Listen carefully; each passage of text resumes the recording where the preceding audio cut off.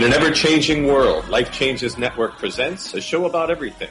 This is Life Changes with Filippo, with the unforgettable, ever-insightful conversations that captivate our fascination and insatiability for the inspiring moments of real-life journeys, as we, as one, strive for higher planes of existence and a better understanding of our true selves and the world in which we live, always remembering life changes. This is radio like you've never felt before, with tonight's special guest, best-selling author and the internationally renowned Gregg Braden.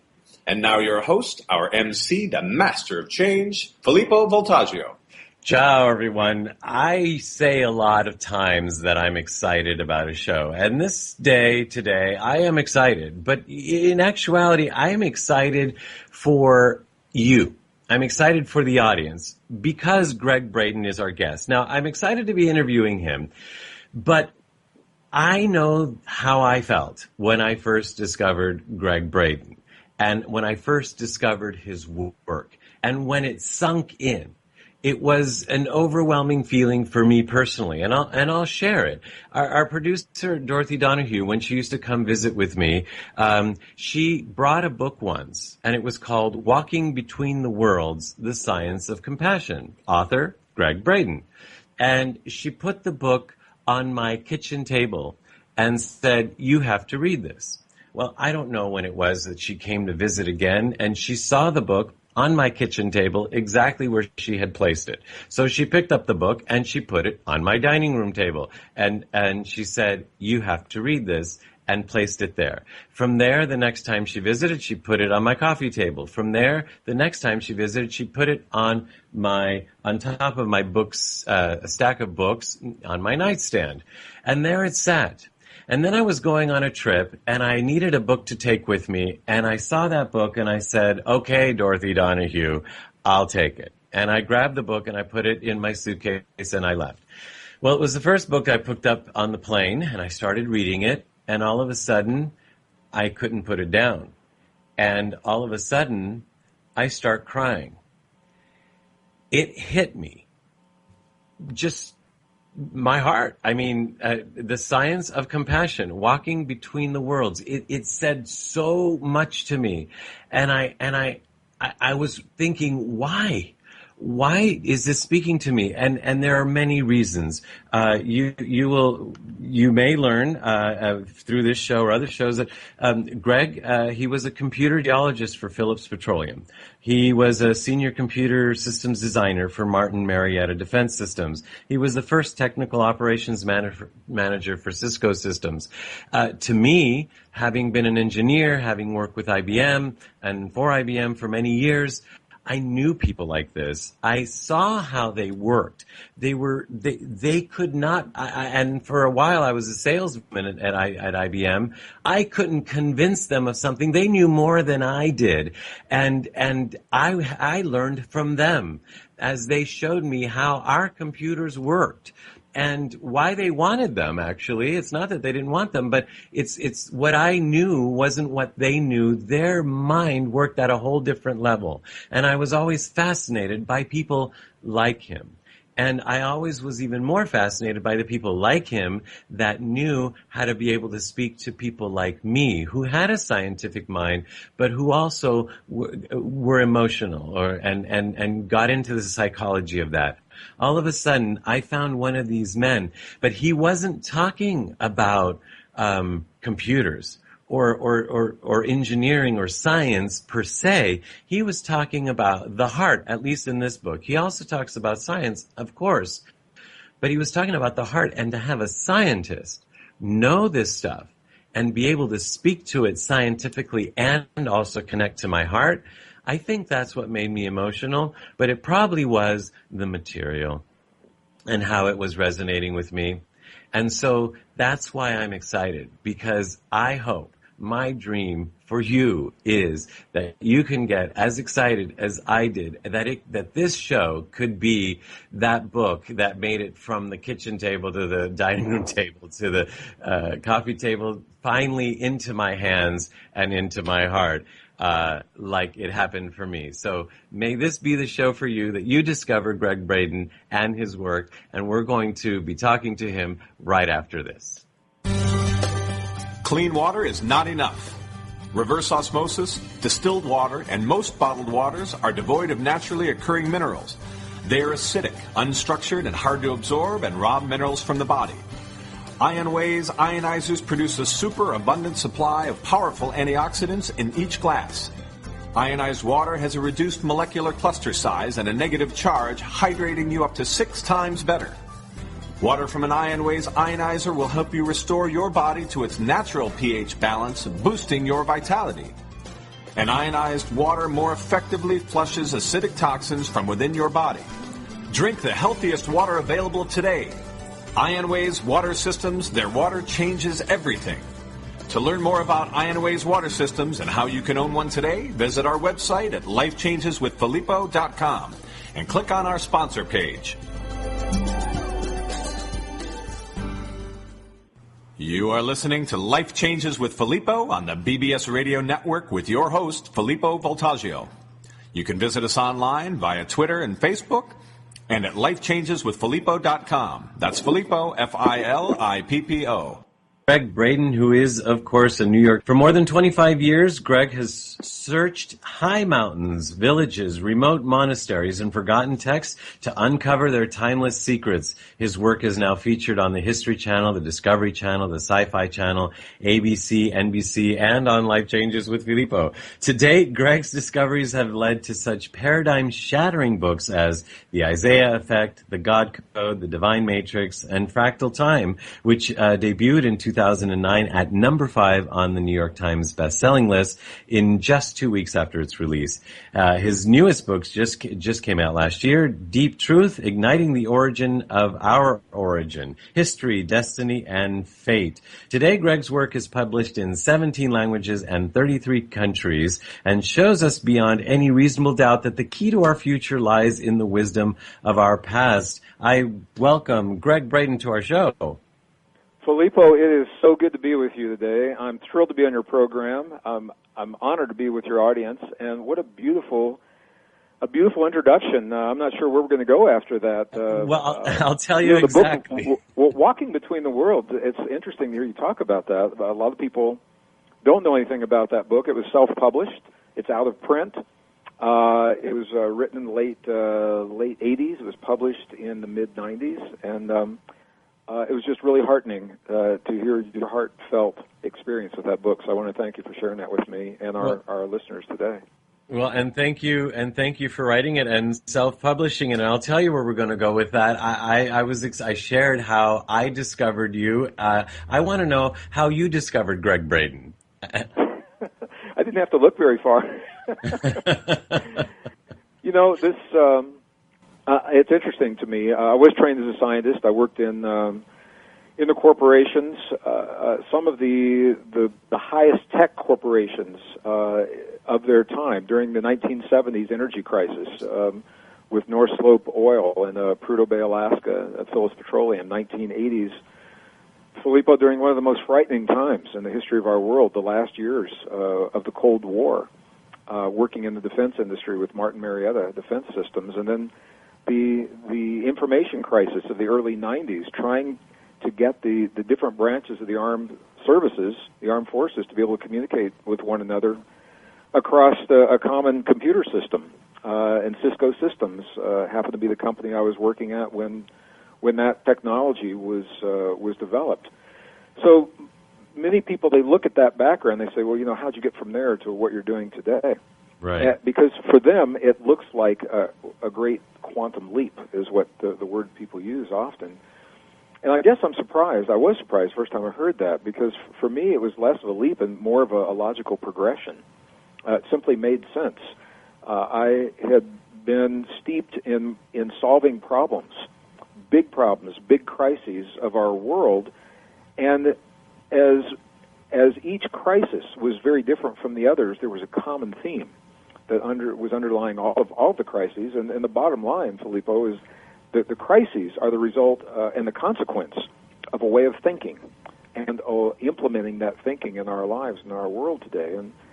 And this is interesting to me. When I was in the corporations, there was a thinking that said we must make a choice between science or spirituality. The two are mutually incompatible. We have to choose one way of knowing or another. And my question was simply this: what if we married those two great ways of knowing into a single wisdom that is more than science can be alone, or more than spirituality can be alone? Because we all know science doesn't have all the answers. It's good. And science tells us the nuts and bolts of how things work, but it cannot tell us how to apply those things in our lives. Spiritual traditions are good, and the spiritual traditions can help us apply those things in our lives, but if we want to engineer them, they can't tell us how things work.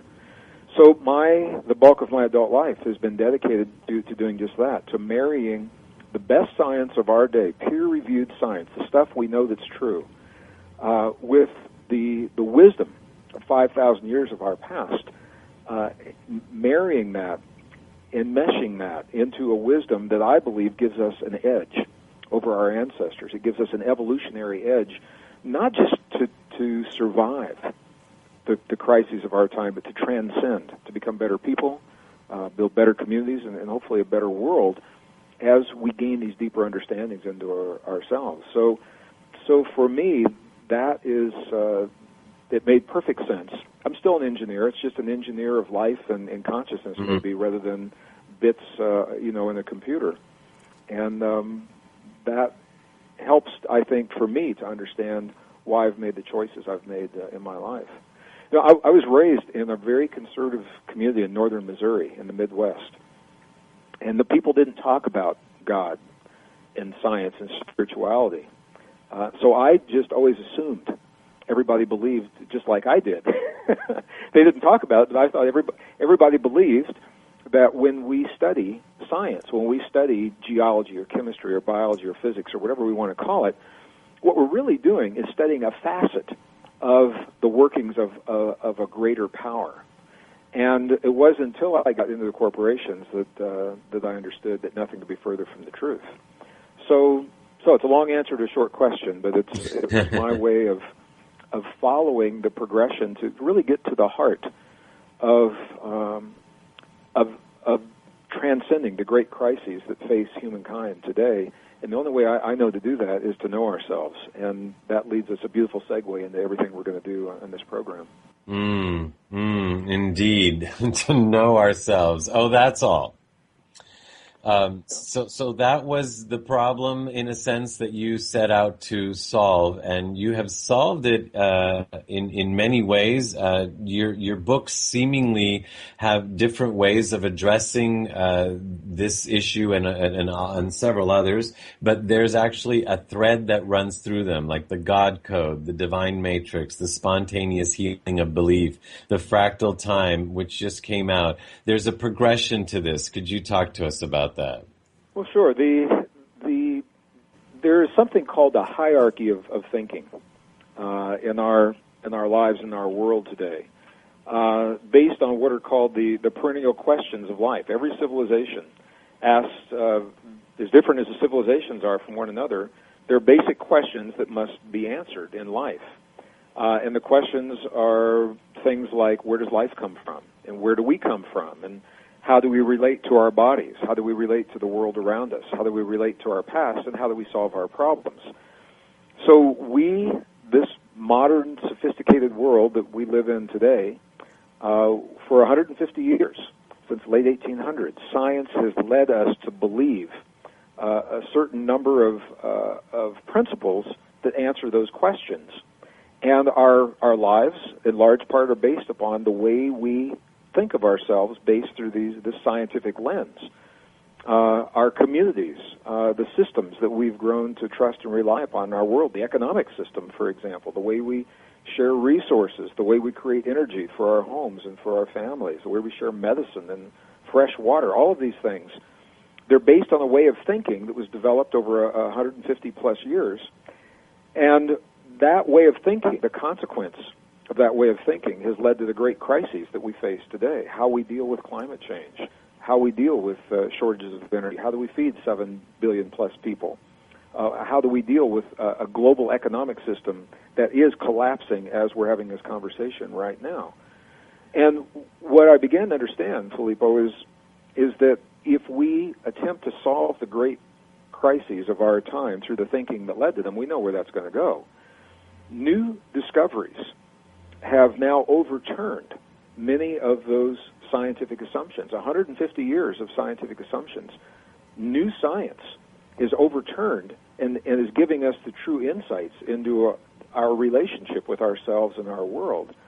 And you'd think that would be a good and welcome thing, but the reality is that there is a reluctance and in some cases an outright resistance to sharing these new discoveries in the mainstream. So mainstream media, documentaries on television, mainstream classrooms, mainstream textbooks, largely are not sharing these new discoveries, and there's a whole cadre of reasons as to why that is. But the bottom line for me is until we can embrace the deepest truths of our existence, we can't possibly make the kinds of decisions, the policies, pass the laws, and know who can represent this way of thinking in our political environment. We can't do that until we can really embrace the deepest truths of our existence. So that was why I shared the book Deep Truth. Each book prior to that explores one of the facets of those perennial questions. So again, that's a long answer to a short question, but I want to lay all this out early on so we can tie into it as we go into our program today. I really appreciate it, and of course it begs the question, what are these deep truths? Could you just... Sure, and I'd love to share them. And, one of the things I found, each of these deep truths could be, we could do an entire program. Right, that's what I was just about to say. Could you just... Yeah, on each one. So what I'd like to do, let me identify them quickly, and then we can dive into maybe one or two that are wreaking the greatest havoc in our world today. But even before I do that, I just for some clarity, when I say that they're not being carried in the mainstream, and I talk about mainstream education, it's different in different countries. This is what I've found. But in the United States of America, and largely in North America, in public classrooms, teachers are bound by a covenant that with the local school boards that determine what they can and cannot teach in their curricula. So until material is approved by the school board to be carried in the classroom, it cannot be taught. And the net result of that is that we are largely teaching false assumptions, obsolete science, to our young people. And they're now being steeped in the same thinking that led to the crises that we're facing today. And, of course, there are exceptions, and it's changing in some places. But what I want to say is it's not the teacher's fault. The teachers, many of them are aware of the new discoveries. They simply are bound by law. They cannot share them, those discoveries, until they are approved by the local school boards. Wow. So the 5 key assumptions, I'm going to go through them very quickly, and there are others. These are 5 that I've chosen that are really having a tremendous impact in our world today. The first one, I'll just list them quickly, and then we'll talk about them. The first one is a Darwinian assumption. Charles Darwin, right, 1859, proposed that evolution explains life in general and explains human life specifically. The problem with that is the new data, the new discoveries, and especially the discoveries in DNA, do not support Darwin's assumption.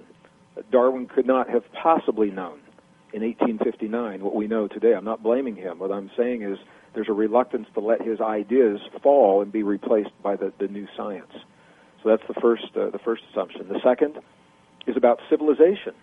We're led to believe that civilization began, modern advanced civilization began about 5,000 years ago. That it's a one-time deal. It's linear. Began in the area of Mesopotamia, ancient Sumeria, and that we're at the pinnacle of that civilization today. Again, the problem is that the data simply does not support that. And I'll just cut to the bottom line. There are many instances that I could share. The bottom line is peer-reviewed archaeological evidence now of advanced civilization in Turkey is pushing the date of advanced civilization back into the end of the last ice age. Dates between 11 and 13,000 years for this advanced civilization called Göbekli Tepe. Right. It's rocking the world of historians because it's messing up all the timelines. It's not the only one. There are others as well, but this is the oldest so far. So now we know that advanced civilization is at least twice as old as we've been led to believe. And there are so many other examples, but they're not being carried in the classroom. Assumption number 3 is that consciousness is somehow separate from our physical world. The problem with that is some of the best physicists, colleagues of Einstein's in the 20th century, said just the opposite. John Wheeler, Princeton University, died in 2008 before his death. His work was all based on the fact that consciousness is the stuff that the physical world emerges from, that we cannot separate us from the stuff around us. And number 4 is related. It says that the space between things is empty. We know there is no empty space. Everything is connected through fields of energy that we're only beginning to understand. Number 5, another Darwinian assumption, in Darwin's words, that nature is based upon what he called survival of the strongest, later interpreted as survival of the fittest. The problem with that is the best science of the day is showing us that flat out is not true. Nature is based on the model of what's called mutual aid and cooperation. And while competition, violent competition, does happen under some circumstances, it is an aberration of the true fundamental underlying law of nature. So when you put these all together, they paint a very, very different picture of our relationship to ourselves, to the world around us, to the past, and to the way we solve problems. Specifically, number 5, that nature is based on survival of the strongest. Right. We've been led to believe that we live in this dog-eat-dog world, that we've got to fight for our slice of a single pie, and we've been steeped in the thinking of scarcity. Based upon that, the structures and the ways of life that are falling apart today, they're collapsing, Filippo, because they are no longer sustainable in the presence of the world that's changing, and they're no longer sustainable because they're based on false assumptions to begin with. So the collapsing of a global economic system, the way that we're sharing disappearing resources, vital resources like fresh water, food, medicine, the way that we work to solve the problems of climate change, as different as those problems are from one another, the way we solve them is all done through the lens of the way we think of our relationship to the world. And if we think that this is a world where we've got to fight and everything is a war to get something done, then that leads us in one direction. And if we recognize the fundamental laws of nature, of mutual aid and cooperation, it opens up a lot of doors to new ways of solving the problems that move us away from the thinking of the past. So I wanted to just go through those quickly, and then we can zero in on one or two that I think are wreaking the greatest havoc in our lives and our world today. No, indeed, and that seemingly would wreak havoc if we were to believe in them, which is the irony, because we've been so trained to believe one thing. And I remember seeing you live several months ago, where you did a great talk on point number 1 about the Darwinian theory, and it all made so much sense. It was like the angels started singing and the skies opened up, and it's like, this stuff just resonates. All of a sudden, it's like hearing music for the first time. Like, this sounds right. And so I am so glad we are sharing this with our audience today. I want to let everybody know, before we quickly go to a break here, that you can learn more about Gregg and his schedule and his books. Of course, his books are available in bookstores and on Amazon, but you can go to www.greggbraden.com, and Gregg is with 2 G's, actually 3 G's, GreggBraden.com.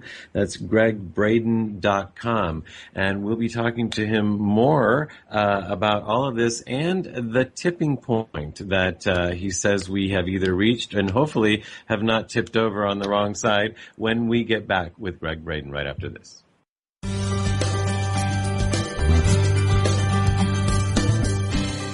There are self-help seminars costing thousands of dollars guaranteeing miraculous transformations. There are compelling speakers and life-changing weekend experiences where you can walk on fire. They all deliver revelations that guarantee you'll come back for the more expensive revelations filled with even greater wonder next month on Fiji.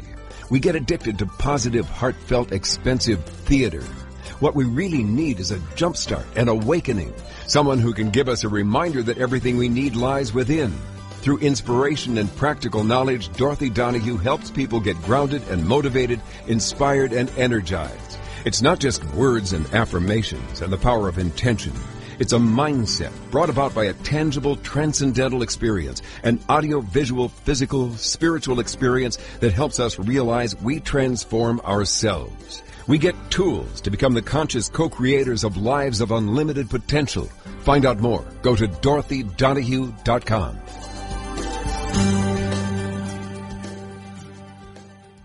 You are listening to Life Changes with Filippo on the BBS Radio Network with our host, Filippo Voltaggio. You can hear tonight's show and all our past shows, which include luminaries such as David Wilcock, Mariel Hemingway, Georgios Tsoukalos, Marcy Shimoff, and Shadow Stevens on our archive page at our website at lifechangeswithfilippo.com. That's Filippo, Filippo.com. Remember, you can also connect with us via Twitter and Facebook, and now in our own community at lifechangesnetwork.com, where real people come together to share real life in real time. That's lifechangesnetwork.com. And I am Filippo, and we're back with Gregg Braden. Dr. Wayne Dyer has said of him that he's brilliant and insightful. He sees Gregg Braden as one of our great visionaries. Dr. Deepak Chopra has said Gregg Braden is a rare blend of scientist, visionary, and scholar with the ability to speak to our minds while touching the wisdom of our hearts. He's a New York Times bestseller, and he is with us today talking about all kinds of things. And Gregg, that is the thing about you. You touch on so many topics, and you seem to understand them at such a great depth. I didn't know where to start with this interview because there was just so much I would have wanted to talk about, like you said at the beginning of the show. But you seem to have read my mind that I wanted to talk about the competition aspect. But the fact that you focused on that, I thought, oh, interesting, he's reading my mind, made me think of number 4, which is that there is no... you're not reading my mind. There is no mind. We're the same mind. So there's no space between us. Could you explain what I'm thinking? Sure. Thank you for that. Could you tell me what I'm thinking? Science is simply it's a way of looking at our world and thinking about our world. So I'm just going to do a little preamble here before we go into this. Okay. The science, we don't have to know the science, and as complex as these things sound, they're really just about life in every day, and we tend to break life down into these little compartmentalized segments so that we can deal with them. When we're having these conversations, when I'm on your program, and I think that your listeners are probably largely what I would call the choir. These are people that have already embraced many of these ideas, have lived them in their lives, and many of these truths are obvious to our listeners. And I love the choir. The choir is vital to helping our world through a transformation unlike any that we've ever seen. And we also know that the kind of change we're being asked to make, Filippo, it's going to take way more than the choir to make this change. We have to reach well beyond the choir into mainstream. And the only way that I have found to do that in our Western way of thinking and living is through a language that is trusted, respected, and relied upon. And for me, that happens to be the language of science.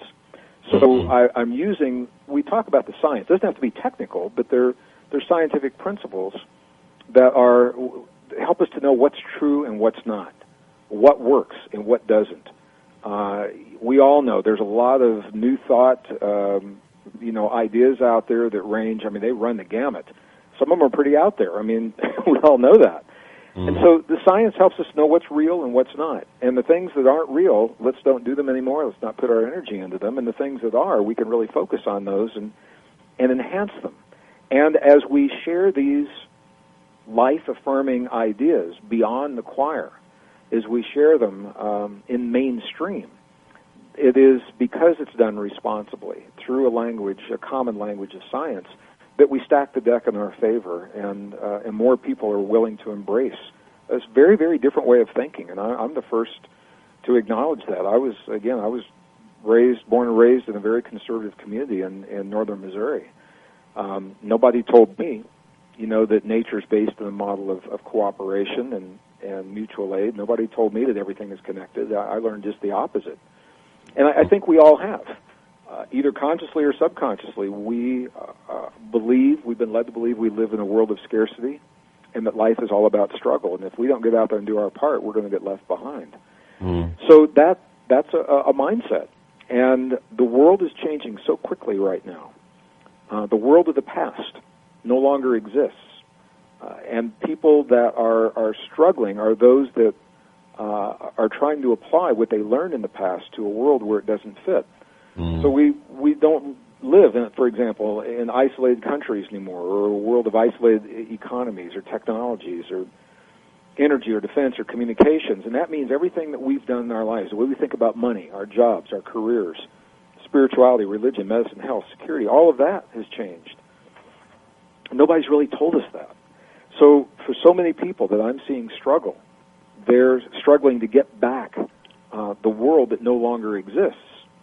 And if we can let that world go and embrace these deep truths that tell us that we are part of one another, we are part of this earth, that we are connected, and that the choices we make in one place influence what's happening somewhere else, that civilization is cyclic. If we can learn from those who have come before us, learn from their mistakes, things that they didn't do well, let's don't do those. The things that work for them, let's do a lot of them. And solve the problems, the great problems of the world, by working together rather than feeling like we've got to fight for our slice of the pie. That changes everything, Felipe. So this is the reason that I'm using the language of science. And if it sounds complex, it's as complex as we choose to make it, because I think life is actually very simple.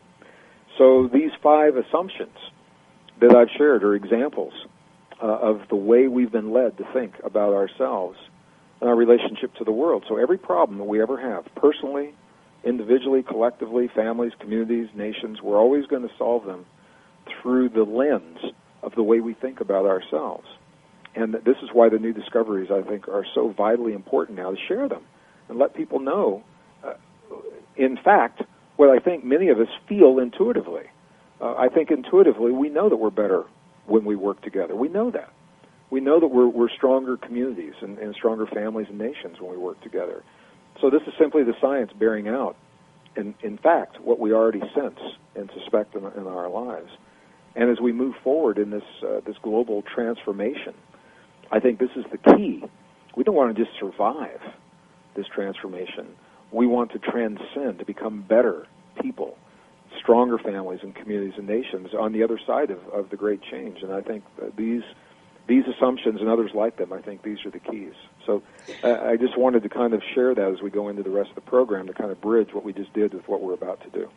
Yes, and Gregg, I love your beyond the choir that you talk about, and to that point, and to the point of competition. This actually just came up this morning in a conversation with a friend that says, don't you realize that literally the word competition came up? Through competition, that's how products are made better. That's how people are encouraged to be better than somebody else. And we have advanced because of it. And right. If we didn't have that, and if we didn't have this other thing that came up, money, that we have to make money, we would all just be sloths on couches. How do you speak to that? So beyond the choir. That's a beautiful segue. We need to talk about distinguish. There are different kinds of competition, and we talk about this in the book, certainly in the live programs, and in the time constraints of a radio program. I don't even know if I'm doing it justice or not. But when we think about competition, there is one form of competition where one individual benefits at the expense of another. It's a form of competition where we exploit the weakness of another for personal gain. So we benefit and someone else at someone else's expense. That's one form of competition. In biology, that's a form of what's called violent competition. Okay, and there's another form of competition where we excel because we develop the capabilities or we develop the attributes personally without exploiting the weakness of another. We simply do what we do is the best that we can do it. So your friend talking about competition, that kind of competition, I would agree. I think when we develop an innovative technology or strategy or a product by opening the door to new ways of thinking and new materials, new systems, that's very different than exploiting the weakness of another product or and people that do that kind of competition typically doesn't bode well. And that's a lot of what's happening in the corporations right now. That's why people are so angry. Corporations are failing. It's all about the money. It's all about, a lot of it's about greed. So there are different kinds of competition. And what the science is showing is that violent competition, 400 peer-reviewed scientific studies were published late 90s, early 2000s. And they asked the question, what is the optimum amount of competition, of violent competition, in any environment? So in the classroom, in the workplace, in the playing field, what is the optimum amount? And all 400 studies came back and showed that the number was 0. Wow. That violent competition always is detrimental to the individual. It's always detrimental to the community. That nature is based upon this model of cooperation. And what is called, in biological terms, is called mutual aid, not violent competition. Now, we all know that violent competition happens. We don't need to look any further than, the 6 o'clock news to see it happening. What I think is important here is to recognize that it is an aberration of our truest nature, and that our world is so skewed that aberration has become commonly accepted. We believe that is the way life is, rather than seeing it as an aberration. This is where I'm going to go back to these deep truths. This is so beautiful to bring these together. The science is showing us nature is based on this model of cooperation. Civilization, the archaeology, is now showing us, as we look into these ancient advanced civilizations, now twice as old is what we've been led to believe is the age of civilization itself, right. Modern civilization. One of the mysteries that has been common to all of the sites that are found, whether they're in South America, in northern Peru, whether they're in Egypt, whether they're in India, or whether they're in Turkey, or any of the other sites, some of them I didn't even mention. The mystery is that no weapons have been found, no evidence of any weapons, no evidence of large-scale war, no evidence of the need to defend, no evidence of the need to defend homes by building walls or moats, no need of the evidence to defend cities by building walls or moats. There are no large-scale graves, mass graves that you would expect after large wars, no mutilated bodies and mutilated skeletons that we see historically after large-scale war in the past. So what the anthropologists and the archaeologists are beginning to suspect is that war is not human nature, but it is an aberration. It's a habit that was developed about 5,000 years ago. Interestingly, that's the biblical era, when our biblical text was written, the modern Western Bible. Interestingly, that is when we're told that civilization began with ancient Sumeria. So this is what the science is telling us. Now, when we move beyond the science, here's the context, is the oral traditions of our indigenous ancestors, almost universally, say that civilization is cyclic. We're living a cycle. It's a cycle that is typified by suffering and by war. Before our cycle was another cycle that was called the cycle of a golden age. The archaeology now seems to support that. And what makes it very relevant to today is that we're at the end of a great cycle that began 5,000 years ago, based on astronomical alignments, and beginning a new cycle. And the question asked by the indigenous ancestors, the question asked in the text, and the question we're asking ourselves today is, are we going to to move into this new cycle carrying the same principles of war and suffering that we have become accustomed to? Or do we go into a new cycle where we turn away from war as a way to solve our problems, where we learn that cooperation is our truest nature, as it has been in the past? So this is where the context is so important. The principles are interesting in and of themselves, but when we look at them within the big context of our world today, all of a sudden a lot of things, lights start to go off everywhere, because I think intuitively we all sense that that war is not the way to solve the problems. There's a great song about that that I could actually sing for you right now, but but I think we would you? Intuitively. and now the science is giving us a reason to apply in our lives what we intuitively sense in our hearts. And I think this is where the rubber meets the road. It's where the spiritual rubber of what we claim to be true for us in our hearts meets the road of the real world. And if we were ever going to apply these principles in our lives, now is a really good time, because we are at this place that so many have called the tipping point, where the unsustainable systems of economics, of energy usage, of resource exploitation, and the way that we share things like medicine and food and technology, based on the old ideas, they have reached this limit. We're up against this wall. Harvard biologist E.O. Wilson calls it the bottleneck in time. He identified this time in 2005. He said, this is where we are, where these things are no longer sustainable. So the question is, coming out from the other side of the bottleneck, do we mimic the systems of the past that we already know are going to fail, or do we embrace the deepest truths of our existence as we build the new systems? So now to your friend, what your friend was saying, I think competition and competition in the industry and the markets, I think capitalism is probably a good system. It's worked in the past. It's all about how it's done, though. This is the thing.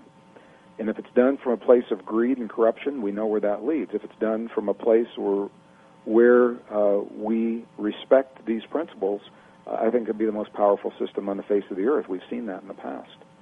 So it's our opportunity to apply these, what some people call are deeply spiritual and certainly scientific principles, in our everyday lives and in a very real way.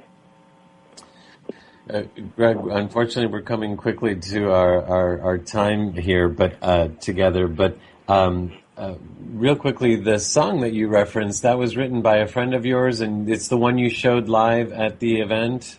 Is that the one? Well, the one I had in mind was by Edwin Starr. It was called War, What Is It Good For? Oh, yes. I could sing a few bars of that, but no, the one that you are referencing, Sean Galloway. I know many of our listeners are familiar with this. Sean Galloway has written a beautiful song and produced a video to go with this, reminding us of the choices that we're all making in our lives right now. And as complex as everything that we're talking about may sound today, it all boils down to the question, are we going to choose competition or cooperation? What we're really asking is, do we choose love or fear?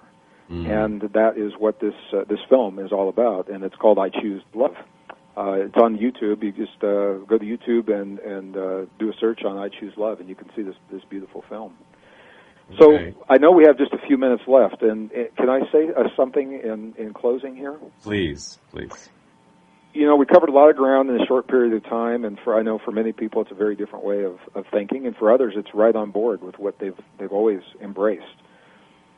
For me, what it comes down to every day, and many problems do cross my path every day, the way I go about solving those problems, and knowing these deep truths, has invited me personally to shift a great question in my life. We've all been led to ask the question, what can I get from the world that exists? Consciously or subconsciously, that's the way we think. What's in this for me? What can I get from the world that exists? If we can make the subtle shift into asking, what can I give to the world that is emerging? What do I have to offer in this situation? That subtle shift opens the door to a plethora of new ways of thinking and living and being, and I think that's where the change begins. Could you say that again differently, Greg? What can I get from the world that exists is what we've been led to believe about our relationship to the world. If we can make a subtle shift from that thinking into the new thinking that simply asks, what can I give to the world that's emerging? What can I give? What skill set? What way of thinking? What do I have to offer in this situation that's emerging? That's a huge difference, and it's a subtle shift from what can I get to what can I give.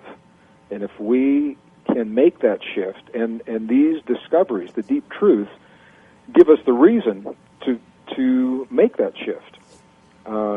They give us the reason to recognize that we don't live in a world of scarcity unless that's the world we want to make. And that there isn't one pie, there are many pies and many slices of many pies, but it's all about the way we think in terms of our relationship to the problems that cross our paths as individuals, as families, as communities, as nations, as a planet. So it's just a matter of scale and magnitude. So it all comes down for me to that subtle shift. What can I give to the world that's emerging, rather than me saying, what's in it for me? What can I get from the world that exists? Wow. And what a shift that is, and what a shift that would make if more and more of us do that. And hopefully, thanks to this show and you being on it, that can happen more readily. Greg, this has been truly a pleasure and an honor. Thank you. Well, Filippo, I've really enjoyed our time together. You know, I am not surprised, but I'm always in awe at how quickly the time passes. Indeed. Well, our hour has passed very quickly, so I look forward to the next time. And indeed, we've just scratched the surface. Indeed, for all humanity. Thank you, Greg. Have a wonderful day. Thank you so much, you as well, and all of our listeners. Bye-bye. All right, bye-bye. The books are Deep Truth, The God Code, The Divine Matrix, The Spontaneous Healing of Belief, and Fractal Time. You can get them on Amazon and all over, and you can learn more about Greg at www.greggbraden.com. That's Greg with two G's, Gregg, Braden.com. And we'll be back with Mark Lejeune and our producer's wrap right after this. Life Changes with Filippo is a premier radio show presented by Life Changes Network, which is a company whose team has dedicated their lives not only to positive change, but to helping others observe and embrace, honor, and even celebrate their own changes, thus enabling a more positive, inspired life and helping to create a more positive and inspired world.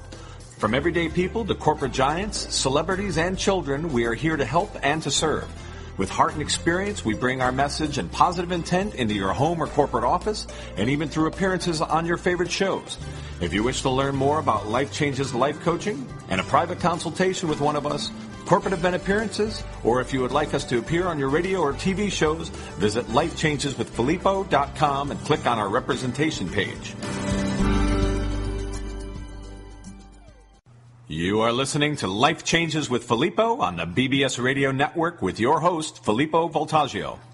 You can visit us online via Twitter and Facebook and at lifechangeswithfilippo.com. That's Filippo, Filippo.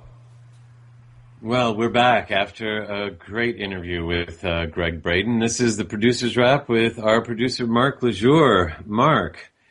What a great discussion. Wow.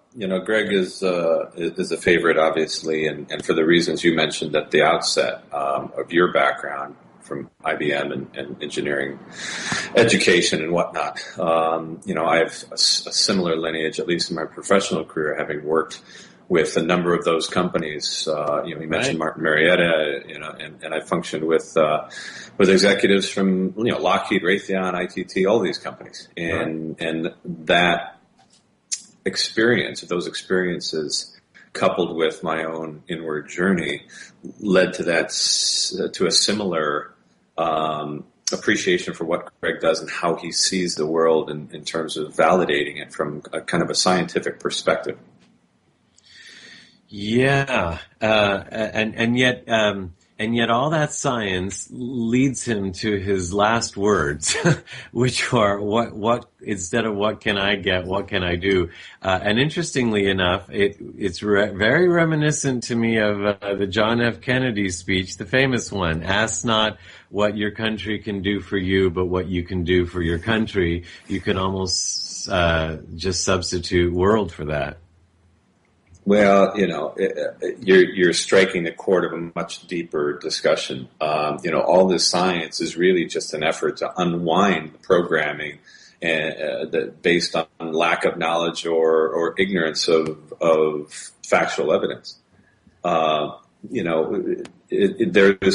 point to a number of these things, and he's mentioned a few of them today. It shocks me that people just refuse to explore them further or to accept them, like the monolithic structures, like the new archaeological discoveries. There's just a mountain of evidence that's right in front of us that challenges, and there's the key word, challenges conventional wisdom. And people just refuse to have their conventional wisdom challenged. And yet all of this debate goes back to that central theme of giving versus receiving. And I think the whole basis of our consumer and material-driven world is based on receiving as opposed to giving. And yes, a subtle shift. But the minute you shift that, think of going with the stream, right? Going with the flow, giving as opposed to receiving. If you're giving, if you're going with the flow, that's different than taking and going against and going upstream. And it's just a fundamental shift, a subtle shift, but fundamental in terms of its impact. Yeah, and you mentioned the monoliths, and to me it was almost as monolithic when you mentioned the 400 peer-reviewed studies or scientific papers that were looking for the answer to the question, how much competition, violent competition, is good competition, and they all came back as 0. And I couldn't wait to talk to you about this because I knew you would have something to add to this, because growing up, he said we think that competition is right. We're taught. We are so taught, and we even are taught games like tug of war.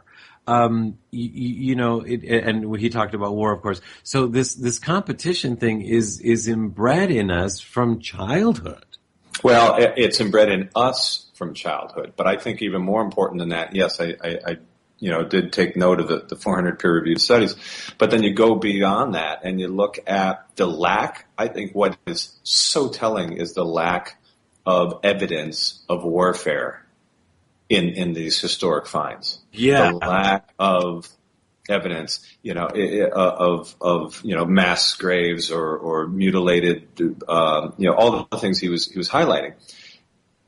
Then you bring it into modern day society where we are brought up with this. Tom and Jerry and cartoons and the Bugs Bunny cartoons and the bombing and the Yosemite Sam and the shooting. I mean, you think about it, you go back to what, you and I were brought up with, much less today's very graphic, very three-dimensional, very realistic, warfare games, that are interactive, live and online and real time. And, we're brought up, we're trained in warfare from birth, as opposed to being traded in creative collaboration. Yeah, and one of the things I wanted to ask him to that point is, so he's really good at not blaming, because obviously that doesn't serve. And I know that he's focused towards moving towards the future and the positive, and he's also one of these people that subscribes to what we believe can happen. So every thought has an effect. So So if we're not going to blame, then the question is, all right, so who's creating these games, et cetera, et cetera? Are they just part of the cycle? Is this their job in this cycle? And then in this new cycle that's starting now, after the tipping point, then it's our job to do what we're doing. Well, and I don't believe there is any blame. I don't think that there is a recognition or an acknowledgement of right or wrong.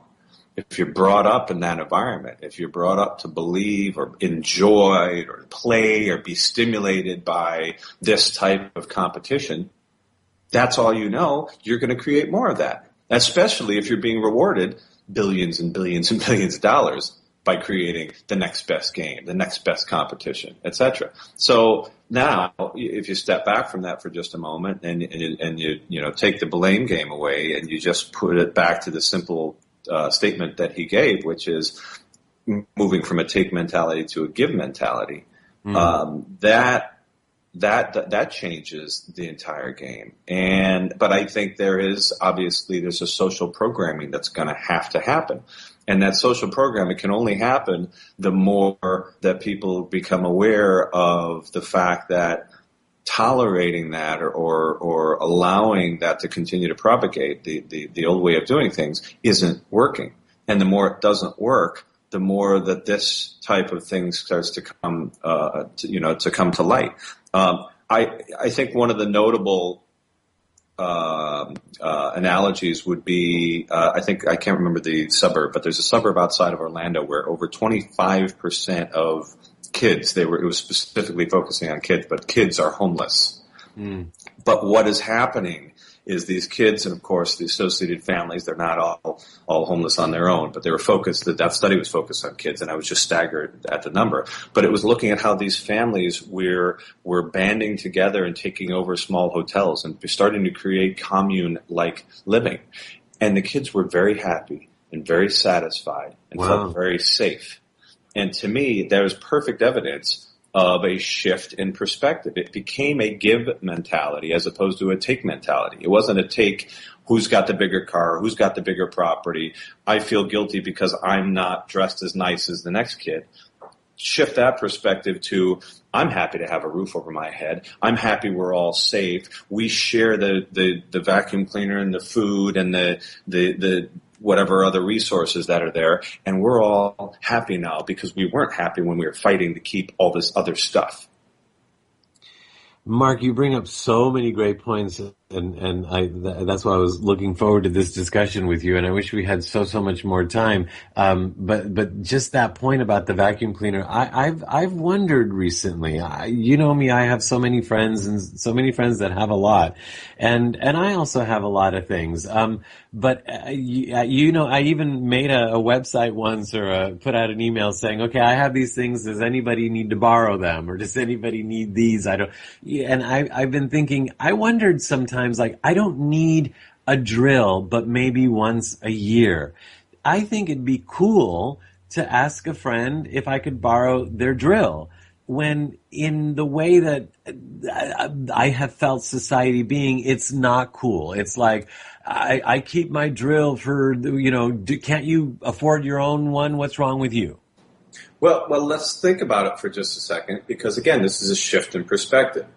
If we are sharing, the lawnmower, the drill, right, whatever the case may be in our neighborhood, who's benefiting, and then who is not? Who is not right are the handful of 2, 3, 4 corporations that are making those, that want to sell as many of those as possible and want to make sure everybody in that neighborhood continues to improve on what they have so they can buy the next newest one and continue that competition.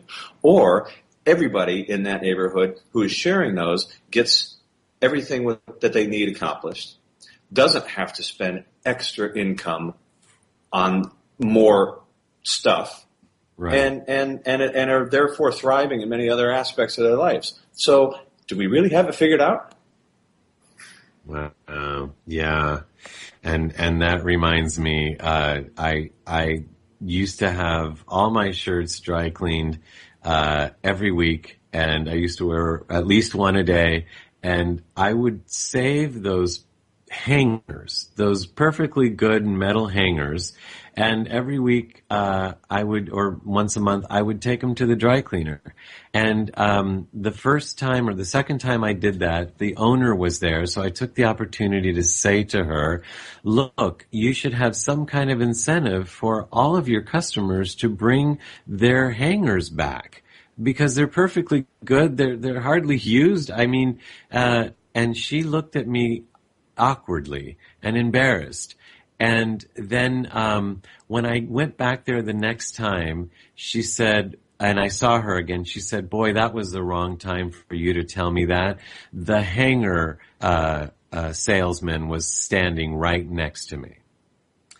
And I thought, well, I'm sorry for the hanger salesman, but maybe the hanger salesman needs to find something else to do, and maybe, we all do. We all obviously have to find something else to do, a better something else. A better way.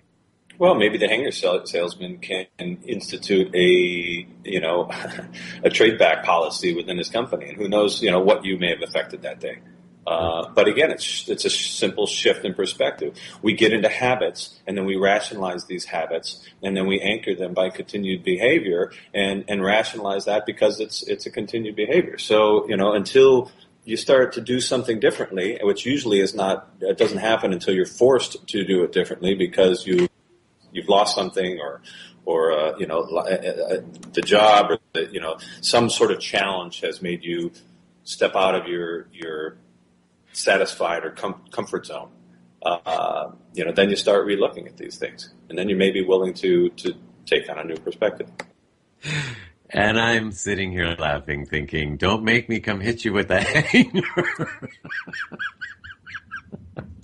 Change, people. Right, exactly. Well, who knows what effect I might have had on that day, and who knows what effect we have had on this day between our conversation and our conversation with Gregg Braden and our show. So I particularly thank Dorothy Donahue for not only producing this show, but for bringing Gregg Braden and his book into my awareness, forcing it in there. She almost had to hit me with a hanger, but thankfully she didn't resort to that. And I thank you, Mark, for producing this show as well. And our special engineer today, Doug Newson. I am Filippo Voltaggio, wishing you all a beautiful, positive day. Ciao until next week. You have been listening to Life Changes with Filippo, with the Master of Change, Filippo Voltaggio. Listen live every Monday night at 7 p.m. Pacific Standard Time on the BBS Radio Network, and visit us online at lifechangeswithfilippo.com. That's Filippo, Filippo. Today's show has been made possible in part by our sponsors, Ionways Water Systems, Change Your Water, Change Your Life, and Love and Miracles with Dorothy Lee Donahue. To learn more about them, visit the sponsor page of our website. Once again, join us here next week as we consciously explore and embrace the only constant, life changes. Now's the time.